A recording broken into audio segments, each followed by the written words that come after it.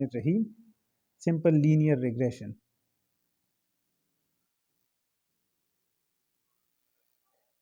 Simple linear regression क्या है, आइए देखते हैं।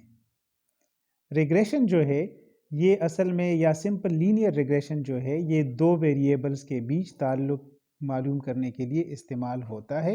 ये एक स्टैटिस्टिकल प्रोसीजर है। इस प्रोसीजर में हम क्या करते हैं, हम दो वेरिएबल्स के बीच ताल्लुक मालूम करते हैं। ये आम तौर पे प्रिडिक्शन और फोरकास्टिंग के लिए इस्तेमाल होता है, और ये जो सबसे कॉमन है रिग्रेशन का फॉर्म, उसको हम कहते हैं सिंपल लीनियर रिग्रेशन। तो जैसे हमने कहा, इसमें एक इंडिपेंडेंट वेरिएबल होता है और एक डिपेंडेंट वेरिएबल होता है। जो इंडिपेंडेंट वेरिएबल है वो कॉज करता है इफेक्ट, जबकि जो डिपेंडेंट वेरिएबल है उस पे इफेक्ट होता है। ठीक है, फॉर एग्जांपल अगर प्लांट्स के हवाले से हम बात करें तो amount of light, temperature, water availability, ये इंडिपेंडेंट वेरिएबल्स या फैक्टर्स हो सकते हैं। और इसके मुकाबले में प्लांट ग्रोथ, यील्ड और फाइटो हार्मोन्स या फोटोसिंथेसिस जो हैं, ये डिपेंडेंट वेरिएबल्स हो सकते हैं क्योंकि इन पे इम्पैक्ट होता है। ठीक है, जो सिंपल लीनियर रिग्रेशन है, इस को हम जब कैलकुलेट करते हैं बायोलॉजी में, तो इसके लिए हम इक्वेशन इस्तेमाल करते हैं, जो कि ये इक्वेशन है y = alpha plus beta x। ये जो इक्वेशन है, इसमें अल्फा और बीटा जो है ये दोनों कांस्टेंट हैं, ये पॉपुलेशन के पैरामीटर्स हैं। और ये जो हमने इक्वेशन निकाला हुआ है, ये सिर्फ उस वक्त जो है वैलिड होता है जब हम स्ट्रेट लाइन के साथ डील कर रहे होते हैं। यानी जो इंडिपेंडेंट वेरिएबल और डिपेंडेंट वेरिएबल हैं, उसका जो हम जब डेटा रिकॉर्ड करें और उसको प्लॉट करें तो वो एक स्ट्रेट लाइन पे होना चाहिए।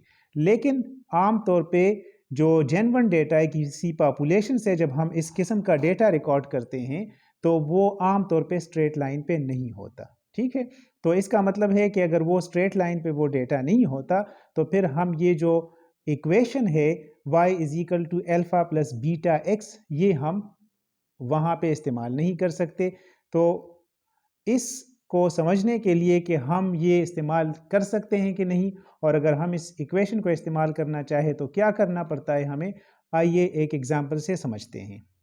फ़र्ज़ करें आप जो है IAA जो है, standard IAA which is a phyto hormones, indole 3 acidic acid है ये। फ़र्ज़ करें इसके आप 3 मुख्तलिफ कंसनट्रेशंस बनाते हैं, 5, 10 और 15 माइक्रोग्राम पर ml, और फिर साल्कोस की मेथड से इसको डिटरमिन करते हैं। इसमें साल्कोस की रीजन डालते हैं और इसका OD मालूम करते हैं 540 पे, और OD आपके पास आता है 0.2, 0.5 और 0.6। आप ये जानना चाहते हैं कि ये जो डेटा है अगर इसको प्लॉट करें तो क्या वो स्ट्रेट लाइन पे आता है कि नहीं आता, और हम रिग्रेशन के थ्रू कैसे प्रिडिक्ट कर सकते हैं। अगर किसी सैंपल का हमें OD पता हो तो उसमें IAA की कंसंट्रेशन हम कैसे मालूम कर सकते हैं, ये हम देखेंगे। ठीक है, तो अगर इस डेटा को हम प्लॉट करें एक ग्राफ के ऊपर, तो हम क्या करेंगे, हम y एक्सिस पे डिपेंडेंट वेरिएबल लेंगे हमेशा। इस केस में हमारा डिपेंडेंट वेरिएबल जो है वो OD है, क्योंकि कंसंट्रेशन बढ़ाने या कम होने से OD जो है उसकी वैल्यू कम होती है या बढ़ती है। तो IAA जो है इस केस में वो आपका जो है वो इंडिपेंडेंट वेरिएबल है, जबकि OD जो है वो डिपेंडेंट वेरिएबल है। तो डिपेंडेंट वेरिएबल को हमेशा हम y एक्सिस पे दिखाएंगे, इसलिए ये जो y एक्सिस है इस पे हमने यहाँ पे अगर आप देखें तो OD दिखाया हुआ है। ठीक है, जबकि जो इंडिपेंडेंट वेरिएबल है उसको हमेशा हम x एक्सिस पे दिखाते हैं।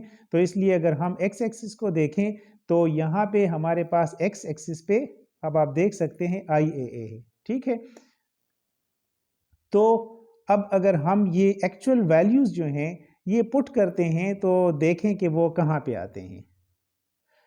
आप देख सकते हैं कि जो IAA की मुख्तलिफ कंसंट्रेशन को हमने प्लॉट किया वर्सेस OD, तो आपको इस तरह का एक स्कैटर्ड प्लॉट मिल गया। लेकिन डेफिनेटली ये जो अब आपके पास जो स्कैटर प्लॉट्स पे आपके पास जो डॉट्स हैं, ये किसी स्ट्रेट लाइन पे नहीं है, बल्कि अगर इनको हम मिलाएंगे तो एक कर्व लाइन बनती है। ठीक है, सो यहाँ पे जो हमने डॉट्स लगाए हैं, पहला डॉट जो है वो y1 है, यानी पहली ओडी जो है उसको हमने पहले डॉट की शक्ल में दिखाया, इसलिए ये y1 है। दूसरा डॉट जो है वो y2 है और तीसरा डॉट जो है वो y3 है। तो ये y1 की वैल्यू जो है वो आपको पता है 0.2 है, y2 की जो वैल्यू है वो आपको पता है कि 0.5 है और y3 की वैल्यू जो है वो 0.6 है। तो इस हिसाब से हमने ये जो ग्राफ है या ये जो डॉट्स हैं ये हमने इस पे सेट कर दिए हैं। ठीक है, अब जो रिग्रेशन एनालिसिस है वो सारा बेस करता है स्ट्रेट लाइन पे। ठीक है, तो अगर हम किसी अननोन कंसंट्रेशन वाले सैंपल में, किसी ऐसे सैंपल में जिसे IA की कंसंट्रेशन जिसमें हमें नहीं पता और उसका हमें OD पता है, और हम इस डेटा को इस्तेमाल करते हुए IA की कंसंट्रेशन मालूम करना चाहें, तो हम क्या करेंगे? हम रिग्रेशन इक्वेशन तब तक इस्तेमाल नहीं कर सकते जब तक ये डेटा जो हमारा है या ये जो हमारे पास डॉट्स हैं ये स्ट्रेट लाइन पे ना हो। तो इस चीज़ को पूरा करने के लिए, इस कमी को कि ये स्ट्रेट लाइन पे नहीं है, हम क्या करते हैं? हम इस पे एक स्ट्रेट लाइन ड्रॉ करते हैं। तो अगर इस पे हम स्ट्रेट लाइन ड्रॉ करें तो कई सारे स्ट्रेट लाइंस जो हैं वो हम ड्रॉ कर सकते हैं। फॉर एग्जांपल हम इसकी बजाय कोई इस तरह की लाइन ड्रॉ कर सकते हैं, हम जो है यहाँ से ऐसी लाइन ड्रॉ कर सकते हैं, यानी बहुत सारे मुख्तलिफ ऑप्शंस हैं हमारे पास कि हम लाइन जो है वो मुख्तलिफ तरीक़ों से ड्रॉ कर सकते हैं। अब लेकिन इनमें से इन लाइंस में से जो है वो डिज़ायरेबल लाइन कौन सी है? कौन सी लाइन ऐसी है जिससे हमें जब प्रिडिक्शन करेंगे तो प्रिडिक्शन जो है वो हम सही कर सकेंगे? किस लाइन की मदद से, यानी किस लाइन से हम इक्वेशन ड्रॉ करेंगे तो उसकी मदद से हम OD मालूम हो तो IA की कंसंट्रेशन आसानी से मालूम कर सकेंगे। तो इसके लिए हम क्या करते हैं? इसके लिए हम जो कई सारे ऑप्शंस हैं उनमें से बेस्ट ऑप्शन को सिलेक्ट करते हैं। सो बेस्ट ऑप्शन जो भी होती है उसको हम फिर कहते हैं बेस्ट फिट लाइन। क्या कहते हैं? Best fit line. ठीक है, सो बेस्ट फिट लाइन जो है, या उसको अगर हम आसानी से देखें तो उसको हम कहते हैं बेस्ट फिट लाइन। ठीक है, सो जो बेस्ट फिट लाइन है वो हमें कैसे पता चलेगा कि इनमें से कौन सी लाइन जो है वो बेस्ट फिट है? ठीक है, तो ये देखने के लिए हम क्या करते हैं, ये फॉर एग्जांपल हमने एक लाइन ड्रॉ की हुई है, तो हम ये देखेंगे कि हर y की जो वैल्यू है उसके कंपैरेबल या उसके बिल्कुल ऑपोजिट y के जो वैल्यू लाइन पे है वो कौन सी वैल्यू है, हम पहले ये देखेंगे। तो यहाँ से अगर आप देखें तो आपको हर y के कंपैरेबल आप लाइन पे एक डॉट जो है वो ड्रॉ कर सकते हैं, और उनमें से हर डॉट को जो है आप क्या कहेंगे? जैसे ये हमने 3 डॉट्स ड्रॉ किए, हर डॉट को हम कहेंगे y कैप। तो y1 के बिल्कुल सामने y कैप 1 होगा, y2 के बिल्कुल सामने y कैप 2 है और y3 के बिल्कुल सामने y कैप 3 है। ये जो y कैप है ये असल में इमेजिनरी लाइन पे जो वैल्यूज़ हैं वो हैं। ठीक है, अब हम क्या करेंगे बेस्ट फिट लाइन को मालूम करने के लिए कि हम y और y कैप के बीच जो डिफरेंस है या जो डेविएशन है वो मालूम करेंगे। तो वो मालूम करने के लिए हम क्या करते हैं? हम ये डिस्टेंस मालूम करते हैं। तो ये जो डिस्टेंस है ये हम मालूम करेंगे by subtracting y cap 1 from y1। तो y1 माइनस y कैप 1 जो हम करेंगे इससे हमें पता चल जाएगा कि ये जो दो डॉट्स हैं इनके बीच क्या डिफरेंस है। इसी तरह से हम y2 माइनस y कैप 2 कर सकते हैं और y3 माइनस y कैप 3 कर सकते हैं, और ये हमें जो है जो ऑपोजिट डॉट्स हैं एक दूसरे के, यानी y1 के सामने y कैप 1 है उनका डिफरेंस मालूम करेंगे, y2 के सामने y कैप 2 है उसका डिफरेंस मालूम करेंगे, और y3 के सामने y कैप 3 है, इन दोनों का डिफरेंस मालूम करेंगे। ठीक है, तो ये मालूम करने के बाद जो है, जब हम ये मालूम कर लेंगे तो क्या करेंगे? इन सारों को जमा करेंगे। तो इन सारों के मजमूए को हम कहेंगे summation y1 summation y minus y cap whole square.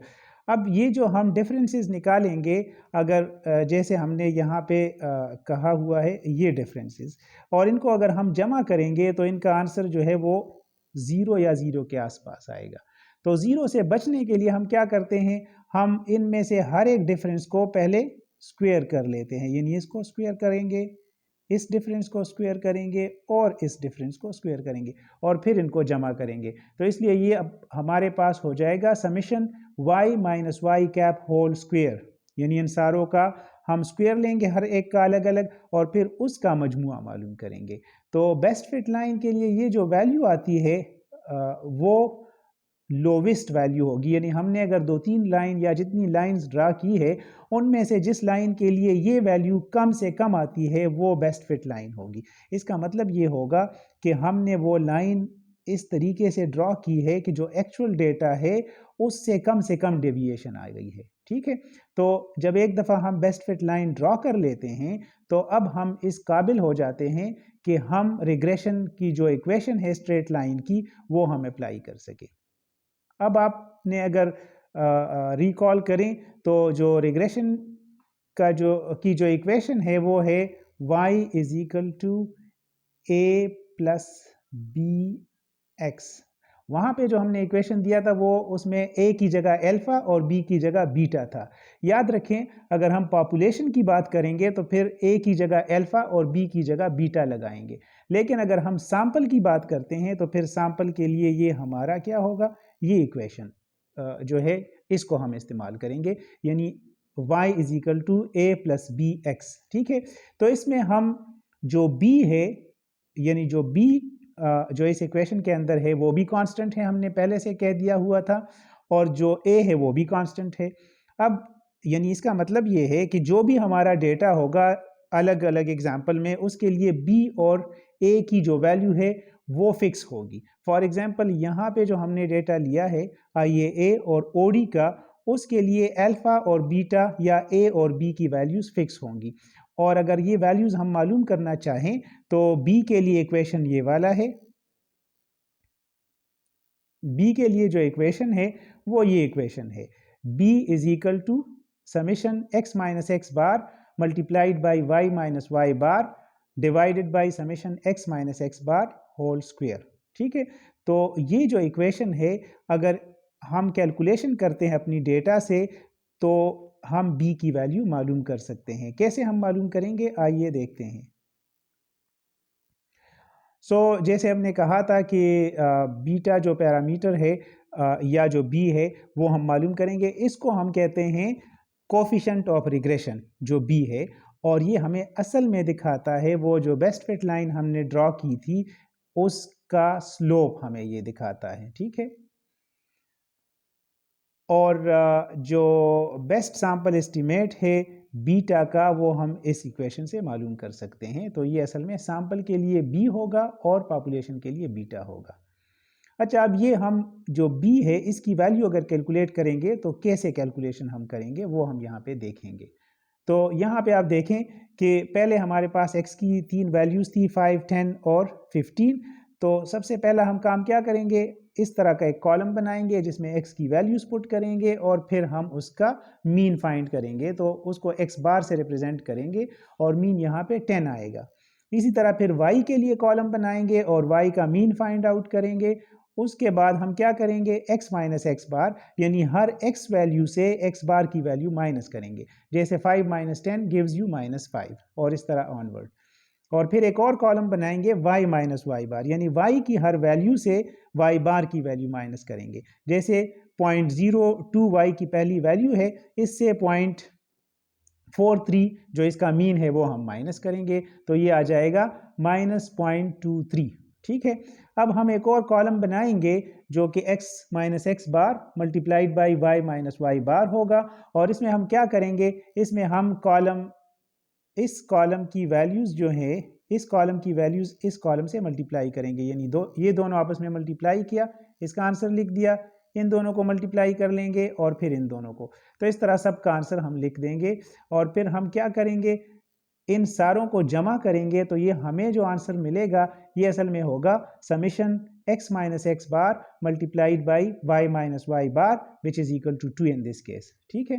और फिर हम एक और कॉलम बनाएंगे जिसमें हम x minus x bar whole square करेंगे, यानी जो ये वाला कॉलम है इनकी हर वैल्यू को स्क्वायर करके उसको यहाँ पे लिखते जाएंगे। जैसे -5 का स्क्वायर लेंगे तो 25 आएगा, इस तरह 0 का 0 और 5 का 25, ठीक है।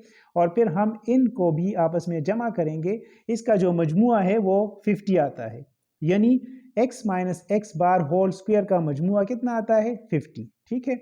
अब हमें पता है कि जो b का इक्वेशन है वो ये है, तो इसमें अगर हम वैल्यूज पुट करना चाहे तो जो ऊपर का टर्म है उसकी जगह पे हमारे पास जो आंसर आया है वो है 2, यानी summation x minus x bar multiplied by y minus y bar की वैल्यू हमारे पास है 2। और इसी तरह से जो डिनोमिनेटर है यानी summation x minus x bar square, इसका जो हमने कैलकुलेशन किया है वो 50 है। तो हम क्या करेंगे, हम करेंगे 2 डिवाइडेड बाई 50 और ये आपको जो आंसर मिलेगा इससे वो होगा 0.04। सो ये आपके पास जो रिग्रेशन लाइन है या जो स्ट्रेट लाइन हमने अपने डेटा पे ड्रॉ की थी, ये उसका स्लोप आपको दिखाता है कि उसका जो स्लोप है वो 0.04 है।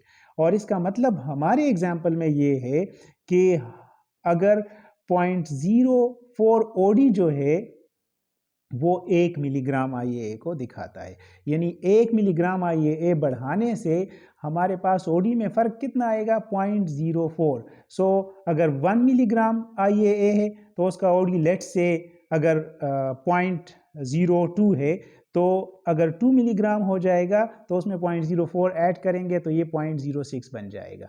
तो हर 1 मिलीग्राम IAA के इंक्रीज़ के साथ जो OD है उसमें 0.04 इंक्रीज़ होता है। तो अब हम OD और IA की कंसंट्रेशन के बीच ताल्लुक जो है वो हमें पता चल गया, और हम अगर हमें OD पता हो तो हम कंसंट्रेशन उससे निकाल सकते हैं। अब जो उसमें दूसरा टर्म था, जो स्ट्रेट लाइन इक्वेशन है, उसमें एक टर्म था B या बीटा और दूसरा था A या अल्फा। तो अब हम जो A है या अल्फा है उसको कैसे निकालेंगे और उसका मतलब क्या है। ए जो है उसका मतलब है इंटरसेप्ट ऑफ द लाइन, लेकिन उसमें जाने से पहले थोड़ा सा ये स्लोप आपको समझा दूं कि स्लोप जो हमने कहा था उस स्लोप का मतलब क्या है।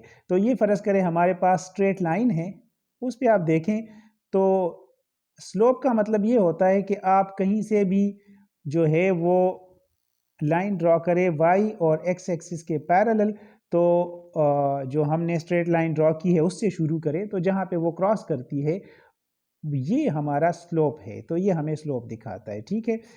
तो इस केस में जो है स्लोप, अगर ये ट्रायंगल जो है हम देखें तो ये स्लोप है।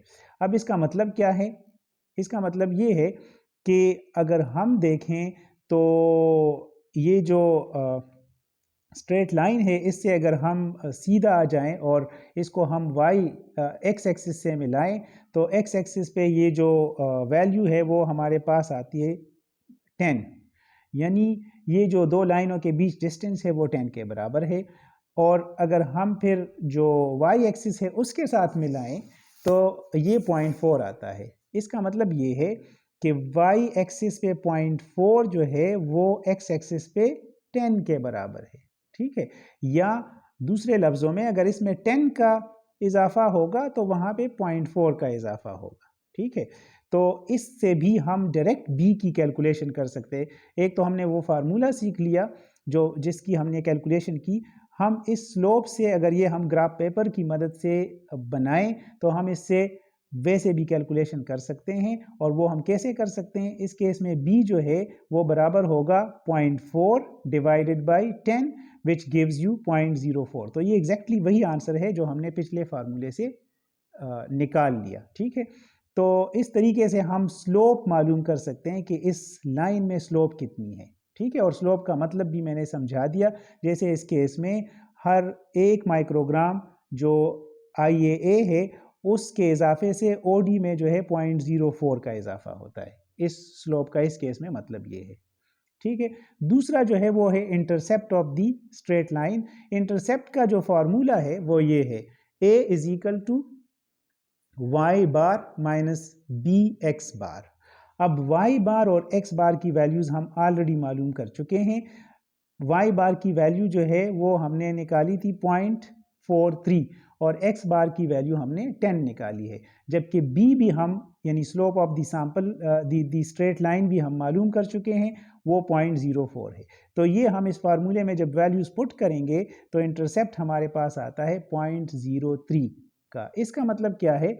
इसका मतलब ये है कि ये जो हमने स्ट्रेट लाइन ड्रॉ की है, अगर इस लाइन को हम एक्स्ट्रापोलेट करेंगे तो ये वाई एक्सिस को जहाँ से क्रॉस करेगा वहाँ पे यानी उस जिस जगह से ये क्रॉस होगा वो वैल्यू है 0.03, यानी ये 0.03 पे वाई एक्सिस को क्रॉस करेगा। ठीक है, तो इसको हम कहते हैं इंटरसेप्ट ऑफ द लाइन।